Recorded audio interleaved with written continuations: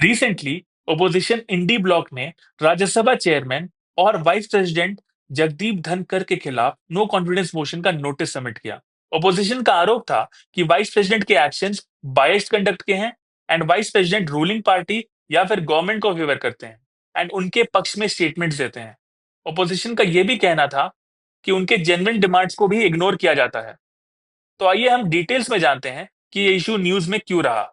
On 10th of December 60 opposition MPs जो कि इंडी block से बिलोंग करते थे, उन्होंने एक नोटिस सबमिट किया under article 67 B of Indian constitution.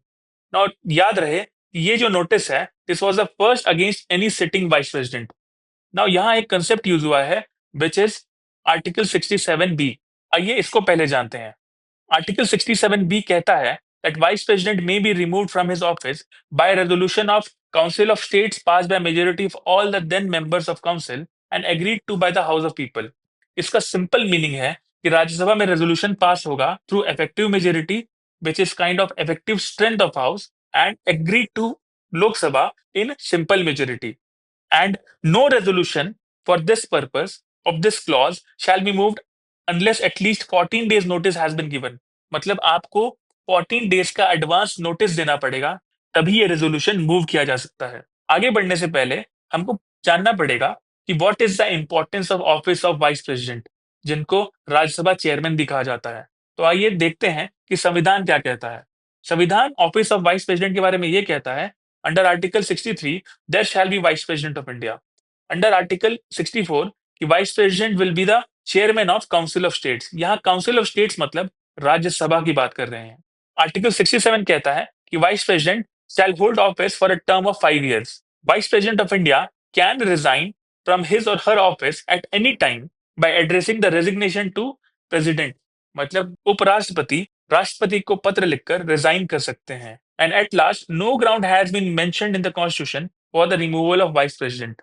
आइए जानते हैं कि ओपोजिशन के क्या कारण हैं जिसके कारण ओपोजिशन इंडी ब्लॉक ने ये नोटिस सबमिट किया।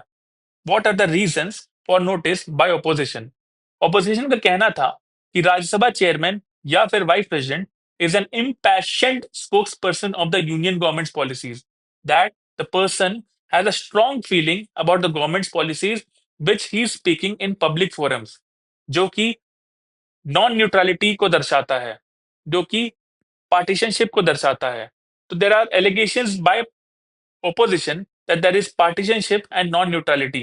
Vice President of India also has referred his past ties with cultural organizations like RSS, which was in a manner inappropriate for his high constitutional office। Opposition का ये भी कहना था कि public forums में vice president अपने past association with cultural organisation को बार बार कहते हैं, जो कि वाइस प्रेसिडेंट के ऑफिस की डिग्निटी को इफेक्ट करता है। चलिए आगे बढ़ते हैं। एंड इससे रिलेटेड आपको पता होना चाहिए कि there are some background facts which exist that this attempt was second such attempt for the removal of vice president this year। That this attempt for the removal of vice president was second such attempt in 2024। पहला attempt budget session 2024 में आया था, जहां opposition ने notice on non confidence against the sitting vice president Jagdeep Dhankhar के against notice move किया था। Opposition का दावा है कि अराउंड 80 एमपीज ने वो नोटिस साइन किया था, जिसमें रिमूवल ऑफ वाइस प्रेसिडेंट की बात की गई है। पर जैसे ही बजट सेशन एंड हुआ, ऑपोजिशन ने फैसला किया कि वो नोटिस के साथ आगे नहीं बढ़ना चाहती। तो मैं बात करूं 10 दिसंबर की, तो ये पहला अटेम्प्ट होगा जहां ऑपोजिशन ने नोटिस मूव करने की चाहत रखी है। नाउ आगे बढ़ते हैं, हम जानते हैं कि procedure for removal of vice president होता क्या है। The removal of chairman begins with resolution Rajya Sabha. Rajya Sabha में पहले एक रेजोल्यूशन पास किया जाएगा जहां वाइस प्रेसिडेंट चेयरपर्सन होते हैं। Now this resolution can be introduced only in Rajya Sabha. Now ये यूपीएससी प्रीलिम्स का पॉइंट है, and not in Lok Sabha. Such A resolution can be moved only after giving 14 days advance notice. कि 14 days का advance notice देने के बाद ही एक resolution of removal of vice president को इंट्रोड्यूस कर सकते हैं। The removal resolution should be pass in Rajya Sabha by an effective majority which is the majority of then members of Rajya Sabha excluding vacant seats and agreed to Lok Sabha by a simple majority। तो ये ध्यान रखिएगा, this is your prelims point। When the resolution for the removal of chairman of Rajya Sabha is under consideration, the person cannot preside over a sitting ऐसा इसलिए होता है to avoid any kind of conflict of interest and to maintain fairness. But the chairperson can be present, speak, and take part in the proceedings, but cannot vote even in the first instance because the person is not a member. The procedure follows from Article 67B, जो हमने पहले देखा, Article 92 and Article 100, जो हम बाद में देखेंगे. However, the Constitution does not mention any specific ground on which the Vice President can be removed. आगे बढ़ने से पहले, what is Article 67B, what is Article 92, and what is Article 100? ये जानते हैं. आर्टिकल 67 हमने पहले भी देखा है that it talks about the removal of the procedure of vice president. Article 92 कहता है कि द चेयरमैन और deputy chairman not to preside while a resolution for his removal from office is under consideration. And article 100 talks about the voting in house, power of house to act during vacancies and quorum. And at last article 64 कहता है कि vice president functions as the ex officio chairman of Rajya Sabha which is also called as council of states. अब मुद्दे पे आते हैं कि क्या वाइस प्रेसिडेंट और चेयरमैन ऑफ राज्यसभा को रिमूव वाकई में किया जा सकता है in the present government. Can opposition remove the present vice president?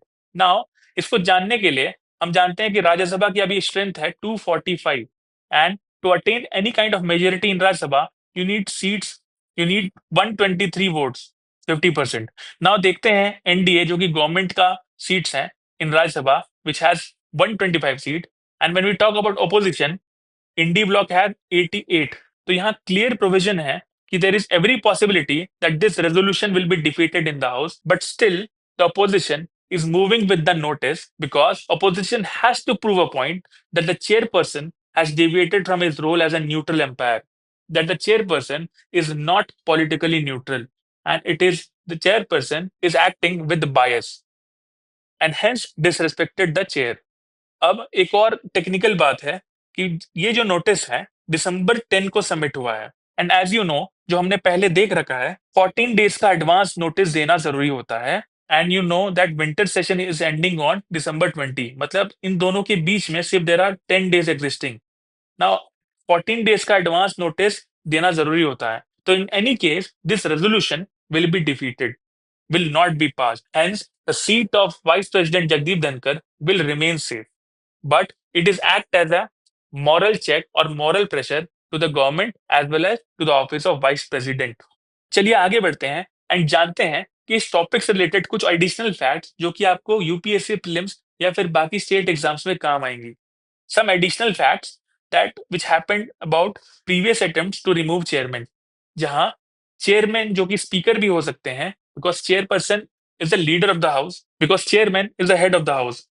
पहली बार फर्स्ट लोकसभा स्पीकर जीमी मवलंकर के अगेंस्ट रेजोल्यूशन आया था for his removal in 1951. Second time Sardar Hukum Singh in 1966 and last Balram जाकर इन 1987. अगर मैं रिसेंट केस की बात करूं तो in 2020 no confidence resolution against Rajya Sabha deputy chairman Harivansh के अगेंस्ट अपोजिशन ने नो कॉन्फिडेंस मोशन का रेजोल्यूशन सबमिट किया था. नाउ आगे बढ़ते हैं एंड इस वीडियो को देखने के बाद आपको कुछ पॉलिटी के इंपॉर्टेंट कीवर्ड्स का पता होना जरूरी है जो कि आपके एग्जाम में काम आएंगे. For example article 64, article 67, article 92, article 100, office of vice president and his removal, and lastly no confidence motion. अब इस वीडियो को देखने के बाद आपको समझ में आ गया होगा कि इसका फुल लिंकेज पॉलिटी से है. बट इसकी खास बात यह है कि the removal of vice president and the office of vice president is in news. इसको आप यूपीएससी के डिफरेंट डिफरेंट सब्जेक्ट से लिंक कर सकते हैं. आइए देखते हैं कैसे. सो इस टॉपिक का एथिक्स से बहुत ज्यादा गहरा लिंकेज है. It is talking about allegations of impartiality on the conduct of chairman because impartiality is one of the foundational value of the ethics. It can also be used as an example talking about integrity of the office, non-partisanship, work culture of the Rajya Sabha, social influence because it will affect the psyche of the Indian minds of the masses, and at last democratic ethics because disruptions are taking place in Rajya Sabha and public sees this. जनता देख रही है. With this, we conclude our video.